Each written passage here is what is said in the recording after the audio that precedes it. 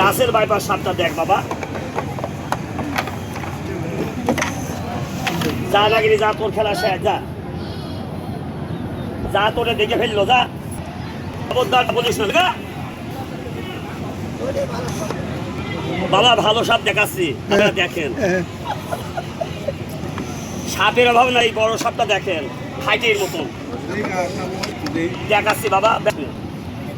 কাকারা বলছে রাসেল বাইপাস সাপটা দেখান। অর্ডার করিস রে বাবা, অর্ডার কর নাকি কাকা?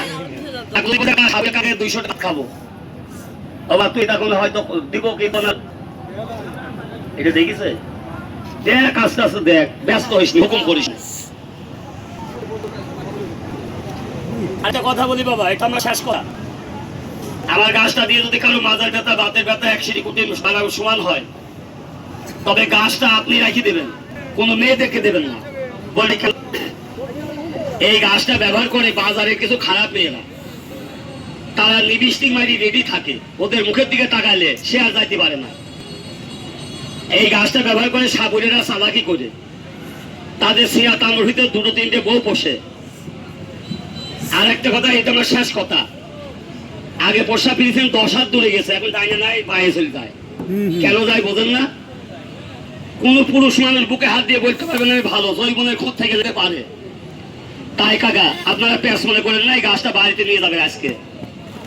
মাথায় যে পরিমাণে তেল নেন, সরিষার তেল, ওই তেলটা একটু বাঁ হাতে নেবেন, গাছটা ছাইড়ে দিলে তুলের মতন নরম হয়ে যাবে।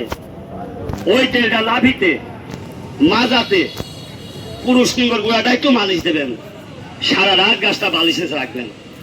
যদি ঘুমের থেকে উঠে দেখেন যে কাকা যা বলেছিল শিরাগুনা টনটাইট দেখা যাচ্ছে, ভালো বোঝা যাচ্ছে, তাহলে আপনারা পলিথিন দিয়ে জড়িয়ে সুতো দিয়ে পেঁচিয়ে হাতে গলায় রাখবেন।